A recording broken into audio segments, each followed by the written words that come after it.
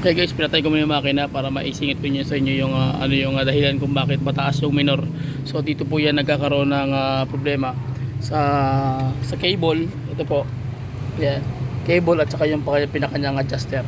So dito lang kayo mag-a-adjust guys mamaya para makita niyo yung sistema.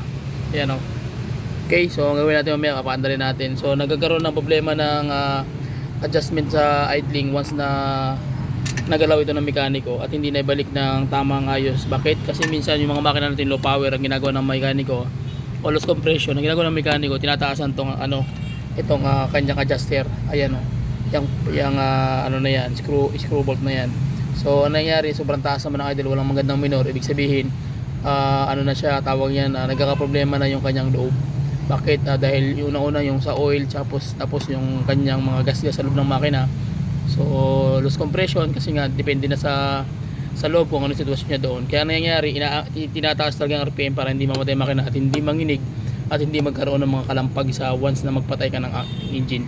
Okay, so try natin kung ano yung mangyayari pag once na i-start natin na tawag niya na may problema yung engine tapos bakit kailangan itaas ang RPM. Okay, so try natin guys. Ating i-start ng makina para makita nyo yung problema pag ganito mga sitwasyon, mag-DIY kayo.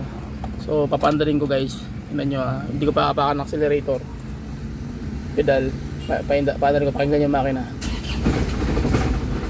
narinig nyo.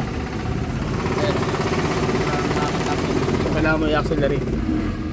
So ibig sabihin may problema yung nito, yung loob ng makina. So ang gagawin naman, iaangat mo yung accelerator doon, iaangat mo yung adjuster ng kanyang accelerator para automatic naka-high RPM na agad siya. Yun ang ginagawa ng ibang mekaniko. Okay, so ang gagawin natin, papatay natin yung makina para makita nyo kung ano yung vibrate meron siya. Pakinggan nyo mabuti. Ayun, papatayin ko. Wait lang. Brad, patayin mo yung makina, Brad. Brad, patya.